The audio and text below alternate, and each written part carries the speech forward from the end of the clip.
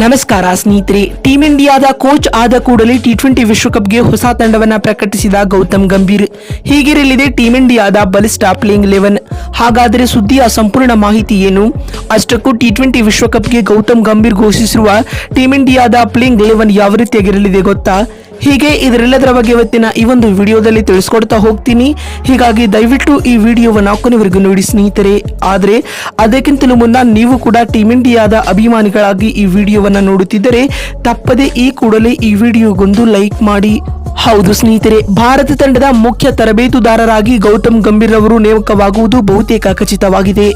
IPL 2024ರಲ್ಲಿ Calcutta night Riders ತಂಡವು champion ಪಟ್ಟಕ್ಕೇರಿದ ಬೆನ್ನಲ್ಲೇ ಗೌತಮ್ ಗಂಭೀರ್ ಅವರನ್ನ ಮುಖ್ಯ ಕೋಚ್ ಆಗಿ ನೇಮಕ ಮಾಡಿಕೊಳ್ಳುವುದಾಗಿ ವರದಿಗಳಾಗ್ತಾ ಇವೆ. ಇದರ ಬೆನ್ನಲ್ಲೇ IPL ಫೈನಲ್ ಪಂದ್ಯದ ಮುಕ್ತಾಯದ ಬಳಿಕ ಜೈಶಾ ಹಾಗೂ ಗೌತಮ್ ಗಂಭೀರ್ ಮಾತುಕತೆ ನಡೆಸುತ್ತಿರುವ ಫೋಟೋಗಳು ಸೋಷಿಯಲ್ ಮೀಡಿಯಾದಲ್ಲಿ ವೈರಲ್ ಆಗುತ್ತಿವೆ. ಇದೀಗ ಭಾರತ ತಂಡದ ಮುಖ್ಯ ಕೋಚ್ ಹುದ್ದೆಗೆ ಗೌತಮ್ ಗಂಭೀರ್ ರವರ ನೇಮಕವನ್ನ IPL ಮಾಲೀಕರು ಖಚಿತಪಡಿಸಿದ್ದಾರೆ. ಅಲ್ಲದೆ ಈ ಬಗ್ಗೆ ಶೀಘ್ರದಲ್ಲೇ ಅಧಿಕೃತ ಪ್ರಕಟಣೆ ಆಗುವುದು ಎಂದು ಕ್ರಿಕ್ ಬಸ್ ವರದಿ ಮಾಡಿದೆ.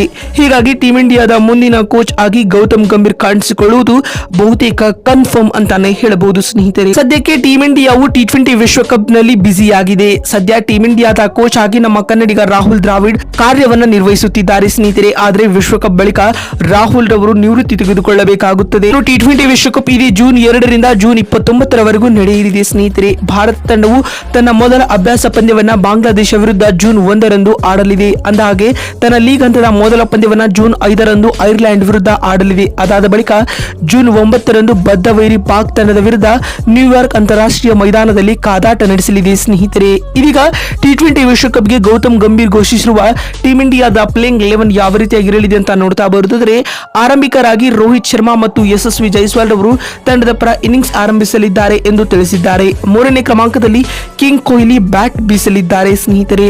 ಇನ್ನು 4ನೇ ಕ್ರಮಾಂಕದಲ್ಲಿ ಟಿ20 ಕ್ರಿಕೆಟ್ ನ ನಂಬರ್ 1 ಬ್ಯಾಟ್ಸ್ಮನ್ ಆಗಿರುವ ಸೂರ್ಯಕುಮಾರ್ ಯಾದವ್ ಕಾಣಿಸಿಕೊಳ್ಳಲಿದ್ದಾರೆ. 5ನೇ ಕ್ರಮಾಂಕದಲ್ಲಿ ವಿಕೆಟ್ ಕೀಪರ್ ಕಮ್ ಬ್ಯಾಟ್ಸ್ಮನ್ ಆಗಿ ರಿಷಬ್ ಪಂತ್ ಆಡಲಿದ್ದಾರೆ. 6ನೇ ಸ್ಲಾಟ್ ನಲ್ಲಿ ಸ್ಟಾರ್ ಆಲ್ರೌಂಡರ್ ಆಗಿರುವ ಹಾರ್ದಿಕ್ ಪಾಂಡ್ಯ ಕಾಣಿಸಿಕೊಳ್ಳಲಿದ್ದಾರೆ. 7ನೇ ಸ್ಥಾನದಲ್ಲಿ ಇನ್ನೋರ್ವ ಸ್ಟಾರ್ ಆಲ್ರೌಂಡರ್ ಆಗಿರುವ ರವೀಂದ್ರ ಜಡೇಜಾ ಆಡಲಿದ್ದಾರೆ. 8ನೇ ಕ್ರಮಾಂಕದಲ್ಲಿ ಯುಜಿ ಚಹಲ್ ಅಥವಾ ಕುಲ್ದೀಪ್ ಯಾದವ್ ಇವರಿಬ್ಬರಲ್ಲಿ ಒಬ್ಬರಿಗೆ ಮಣೆ ಹಾಕಲಾಗುತ್ತದೆ.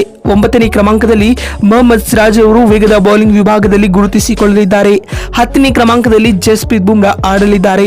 11ನೇ ಹಾಗೂ ಅಂತಿಮ ಕ್ರಮಾಂಕದಲ್ಲಿ ಹರ್ಷದೀಪ್ ಸಿಂಗ್ ರವರಿಗೆ ಗೌತಮ್ ಗಂಭೀರ್ ರವರು ಟೀಂ ಇಂಡಿಯಾದ ಪ್ಲೇಯಿಂಗ್ 11 ನಲ್ಲಿ ಅವಕಾಶ ನೀಡಿದ್ದಾರೆ ಸ್ನೇಹಿತರೆ.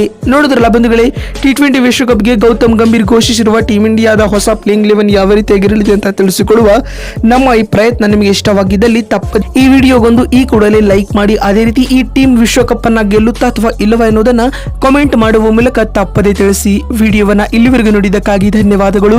ಮತ್ತೊಂದು ವಿಡಿಯೋದಲ್ಲಿ ಸಿಗ್ತೀನಿ. ಅಲ್ಲಿವರೆಗೂ ನಮಸ್ಕಾರ.